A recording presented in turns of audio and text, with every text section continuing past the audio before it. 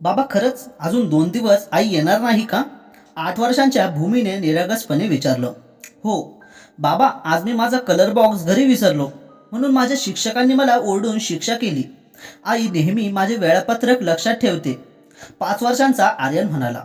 आईने दिलेले तुम्हा दोघांचे कागद घेऊन ये लगेच, बाबांनी सांगितले आणि तेही धावत त्यांच्या खोलीत गेले.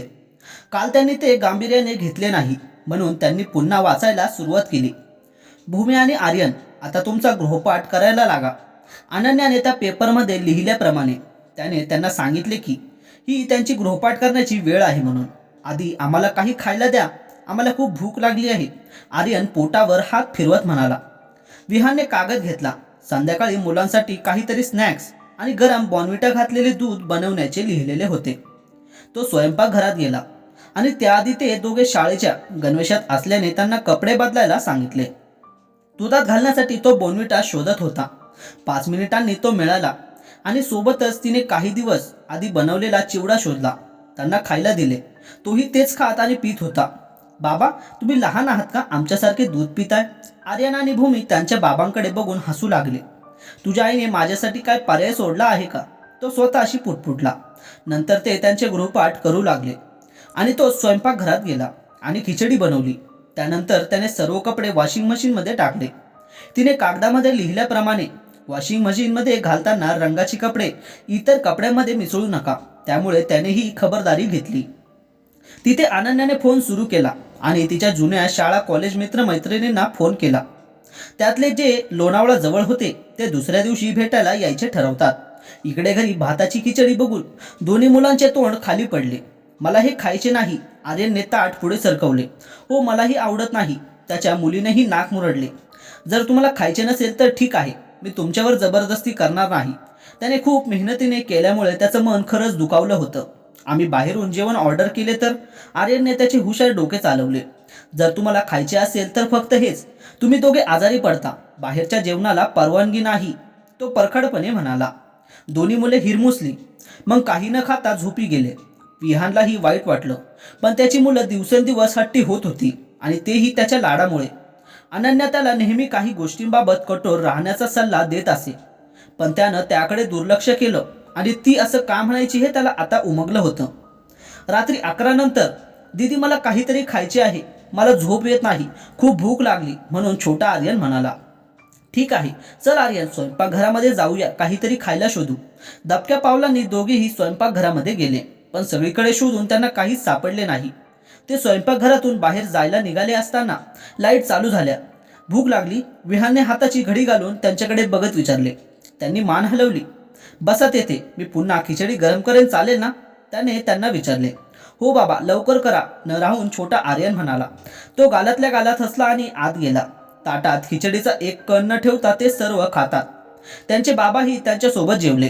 त्यांनी आधी जेवायला नकार दिल्यावर त्यानेही काही खाल्ले नव्हते. दुसऱ्या दिवशी सकाळी उठण्यासाठी घड्याळाचा गजर लावून सगळे वेळेवर उठतात. त्याने पोहे बनवले, काही जळले होते, परंतु काल काय झाले त्यावरून त्यांच्या मुलांनी त्याबद्दल तक्रार केली नाही. त्याने जेवणाच्या डब्यात सँडविच आणि काही फळांचे तुकडे कापलेले ठेवले आणि त्यांना दिले.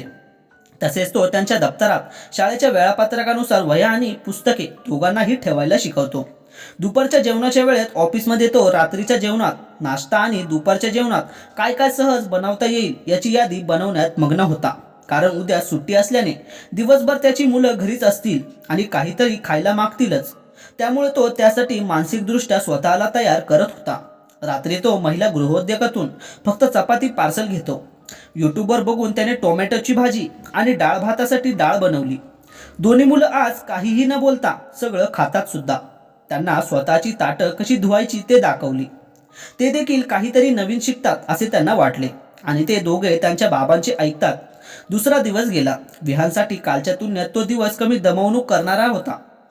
आज तो त्याच्या पत्नीलाही त्याच्या मोबाईलमधला तिचा फोटो बघून आठवत होता. तिसरा दिवस शनिवार होता. सार्वजनिक सुट्टीमुळे तिघे घरीच होते. आता थोडी साफसफाई करण्याची वेळ आली होती. त्याने सर्व उशांचे कव्हर काढायला सांगितले आणि त्यावर दुसऱ्या उशांचे कव्हर लावण्यास सांगितले. कोण जास्त जलद करेल, जणू अशी स्पर्धा दोन्ही भावंडांच्या मध्ये लागलेली आणि गोड बोलून तो त्यांना ते काम करायला लावतो. मैत्रिणीसोबत वेळ घालवल्यानंतर आणि त्यांच्या जुन्या आठवणींबद्दल गप्पा मारून अनन्यालाही बरे वाटत होते. त्या रिसॉर्टमध्ये असलेल्या काही उपक्रमांमध्येही तिने भाग घेतला. तिला मनात कुठेतरी असे वाटले की तिने खूप आधी हे करायला पाहिजे होते. रविवार तिथे राहायचा तिचा शेवटचा दिवस होता. पक्षी कितीही उडाला आणि कधीतरी बाहेर दूर गेला तरीही तो नेहमी घरट्यात परततोच, कारण ते त्याचे हक्काचे घर असते. आता अनन्यालाही तिचं घर आणि तिची माणसं त्यांची ओढ लागलेली. घरी विहानने शनिवारचा दिवसही सांभाळला. रविवारी त्याने आपल्या मुलीला स्विमिंग पोहण्याचा क्लास आणि मुलाला चित्रकलेच्या क्लासला सोडले. तो जवळच्या बागेत गेला आणि एका बाकावर शांतपणे बसला. त्याच्या मनात विचारचक्र सुरू झाले. बायकोची आठवण येत असल्याने त्याने तिला फोन केला. तिनेही फोन उचलला आणि रात्री येणार असल्याचे कळवले. लग्नानंतर ती पहिल्यांदाच तिच्या माहेरून आल्यावरही त्याला आनंद वाटला नाही इतका आज तो खूप खुश होता. त्याच्याही फोनवर बोलताना तिला त्याच्या शब्दात पुन्हा काळजी आणि प्रेम जाणवले आणि ती त्यांच्या नवीन लग्नाच्या दिवसात हरवली. विहान आपल्या मुलांना घेऊन काही खरेदी करण्यासाठी बाजारात गेला. आज त्यांची आई येत असल्याने मुलेही खूप उत्सुक होते. त्यांची आई उत्तम सुगरण असल्याने ते चांगले पदार्थ खाऊ शकतात, त्यामुळे त्यांच्या चेहऱ्यावरून आनंद ओसंडून वाहत होता. ते घरी गेले आणि त्यांच्या बाबांनी सांगितलेले काम करत होते. संध्याकाळी दारावरची बेल वाजते. भूमीने दार उघडले. आई, तिची दोन्ही मुलं तिला बिलगली. तिनेही भरलेल्या डोळ्यांनी त्यांना मिठी मारली. आधी तिला तिचे हातपाय धुवू द्या, विहान त्यांच्याकडे बघत म्हणाला. ती खोलीत गेली आणि मग लगेच स्वयंपाकघरात जाणारच, पण आर्यन पुढे आला आणि तिला हात धरून तिला खुर्चीवर बसवले. तो तिला स्वयंपाकघरात का जाऊ देत नाही याचे तिला नवल वाटलं. आर्यन आणि भूमी बाबांसोबत स्वयंपाकघरात गेले आणि एक केक घेऊन ते बाहेर आले. तिने तिच्या कुटुंबात झालेला आमूलाग्र बदल पाहिला. त्यांनी त्या केकवर सुस्वागतम असा शब्द लिहिलेला. त्या आश्चर्याने तिचे डोळे मोठे झाले. तिच्या मुलांनी त्यांच्या बाबांची मदत घेऊन ऑनलाईन पाककृती पाहून घरी बनवलेला केक कापण्याचा तिला आग्रह केला. केक तसा परिपूर्ण नव्हता, पण तिने त्यांचे उत्सुक डोळे आणि तो कापण्याचा उत्साह पाहिला. तिने आधी त्याच्याकडे एक नजर टाकली आणि मग तोही त्याच्या डोळ्यातूनच केक काप म्हणाला. तिने केक कापला आणि एक एक करून त्यांना खाऊ घातला. अखेरीस ती त्याच्या जवळ आल्यावर त्याने तिला थांबवले आणि तो केक आधी तिला खायला दिला. बाबा, हा कच्चा आहे, भूमी चेहरा लहान करून म्हणाली. छान आहे, मला आवडला आणि ही तुमची पहिलीच वेळ आहे, ती हसत म्हणाली.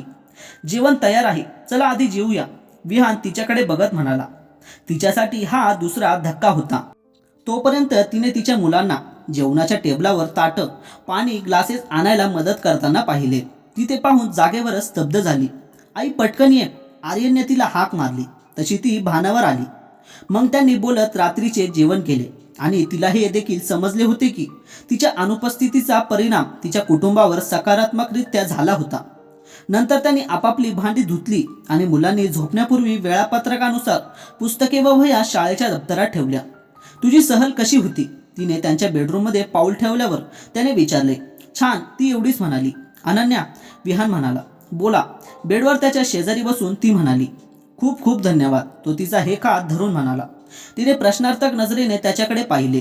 जर तू त्या सहलीला गेली नसतीस तर मला नोकरी आणि आपले घर संतुलित करताना तुझी होणारी धडपड किती होते हे मला कधीच कळले नसते. मी रोज बघत होतो की तू कशी थकतेस, पण मी त्याकडे दुर्लक्ष केले. जेव्हा मी स्वतःचा अनुभव घेतला तेव्हा मला कळले की तू स्वतःचा विचार न करता आमच्यासाठी किती करत असतेस. मला माफ कर आणि प्रत्येक गोष्टीसाठी धन्यवाद, तो भरलेल्या डोळ्यांनी म्हणाला.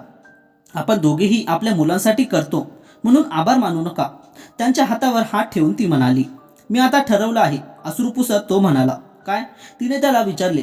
तुला आराम मिळणे देखील आवश्यक आहे, त्यामुळे जेव्हा जेव्हा मला वेळ मिळेल तेव्हा तेव्हा मी तुम्हाला नक्कीच मदत करेन आणि किमान आठवड्याच्या 4 दिवसात सकाळचा नाश्ता मी बनवेन. त्याने आपले बोलणे नंतरही चालूच ठेवले, पण ती थकल्यामुळे झोपी गेली होती. दुसऱ्या दिवशी तो लवकर उठला आणि त्याने सांगितल्याप्रमाणे सर्वांसाठी नाश्ता बनवला. शिवाय तिने तिचे वाचन आणि लेखन फावल्या वेळात छंद म्हणून सुरू केले. अनेक वर्षांपासून चाललेल्या या व्यस्त जीवनात तिलाही विश्रांतीची आणि स्वतःला वेळ देण्याची गरज असल्याचे तिने आपल्या कुटुंबाशी कोणताही वाद न घालता दाखवून दिले होते. तसंच तिच्या घरच्यांनीही तिला नंतर गृहीत धरलं नाही आणि तिचं महत्त्व आधीपेक्षा जास्त जाणलं. मित्रांनो, हा भाग कथेचा अंतिम भाग होता आणि ही कथा आपल्याला आवडली असेल तर व्हिडिओला लाईक आणि चॅनलला सबस्क्राईब नक्की करा. धन्यवाद.